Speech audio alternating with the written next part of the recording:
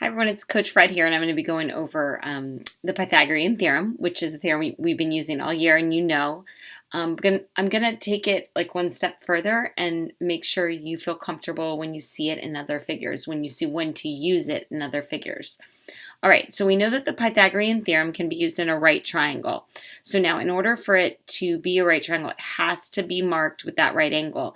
If it's not, you can't assume it's a right angle, okay? Now, this is a Pythagorean theorem where we're given both the legs. So remember that in a right triangle, the hypotenuse is always the longest side, and we call that the C in the Pythagorean theorem. So we always want to think about that. So in this case, if I was going to use the Pythagorean theorem, I would do 4 squared plus 6 squared equals x squared.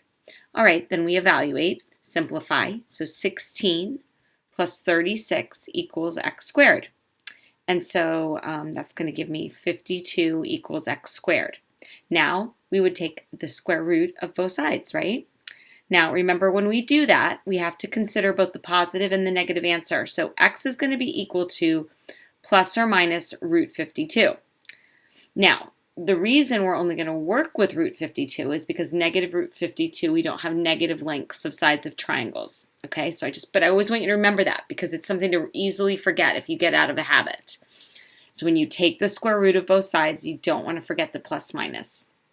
All right, now we have this irrational number, root 52, and we've been learning how to simplify that. So I'm going to check to see if 4 is a factor. All right, 4 goes into it, I think 13 times. Again, my trick had been if 4 goes into it, check 16. But since I knew 13 was prime, I knew that 4 was the largest perfect square in it. So we could then say that x is 2 root 13. All right, we can make this a little bit harder when you're given a leg and the hypotenuse. So you just have to be really careful because kids they have a tendency of writing it always equaling to c squared. Well, this time I gave you c. C is 5. So maybe it's helpful to label, except we just don't always use the same variables. So, all right, so here we've got 3 squared plus r squared equals 5 squared. See the difference? Good. All right, so we have 9 plus r squared equals 25. And I'm going to subtract 9 from both sides.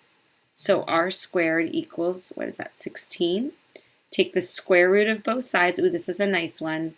So plus or minus 4, and so I'm going to use 4 as my answer. And so hopefully you're seeing something we talked about a little bit today. We'll talk more about it tomorrow if you don't see it. So, all right, let's move on. But this is why we're here today. Today we're going to talk about where we can see the Pythagorean theorem in other shapes, right? We've seen it come up. And it's not like we're just drawn to do it. We're always drawn to do it when there's a right triangle, but not in other figures. All right, so this is find the length of the diagonal of a rectangle with a length of 8 and a width of 6. So I'm going to draw a picture because a picture wasn't given to me.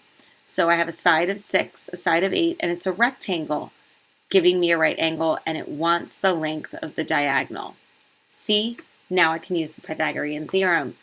The diagonal is RC, so it would be 6 squared plus 8 squared equals c squared. 36 plus 64 equals c squared, and so c squared equals 100. And again, when I take the square root, I always want to remember plus or minus 10, but in this case, we'll only use the positive 10 because you can't have negative length. Oh, there we go. See it? All right, squares don't have to be hard. Remember, the one thing I want you to remember about a square is that all the sides are equal. And it has 4 right angles. So it wants us to find the length of the diagonal. All right, well, I'm going to do that. I'm going to draw in a diagonal. And if the sides are all 6, so I've got 6 and 6. So again, my diagonal is c. So 6 squared plus 6 squared equals c squared. 36 plus 36 equals c squared. 72 equals c squared. Okay, now we take the square root. Now let's use that skill that we learned this week, okay? So I know 9 goes into 72. So if 9 goes into it, I'm going to check 36. Yes, 36 goes into it 2 times.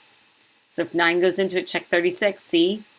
Okay, so this would give me 6 root 2. That means 6 times root 2. So it's a little bit bigger than 6. All right? All right, let's look at a couple more. Oh, there it is, my favorite, the isosceles triangle. You know how much I love that. All right, so it says, given an isosceles triangle with legs 13 and base of 10. Okay, so remember, the legs are the congruent sides in an isosceles triangle. So here we go. I'm going to draw it like that. And a base of 10. So the 10 would go here. It says, find the length of the altitude. Okay, we've been talking about that word, altitude. The altitude is the height of a triangle. Now, I said it was really important to know if we drew a height in an isosceles triangle, well, it made a right angle with the base and it actually bisects the base, making each side 5 and 5. So now hopefully you see, what do you see? Right triangle. We can use Pythag, right? Our friend Pythag. All right, so here we have to recognize h and 5 are the legs. The hypotenuse is 13. So h squared plus 5 squared equals 13 squared. All right, so h squared plus 25 equals 169. I'm going to subtract 25, giving me h squared equals 144.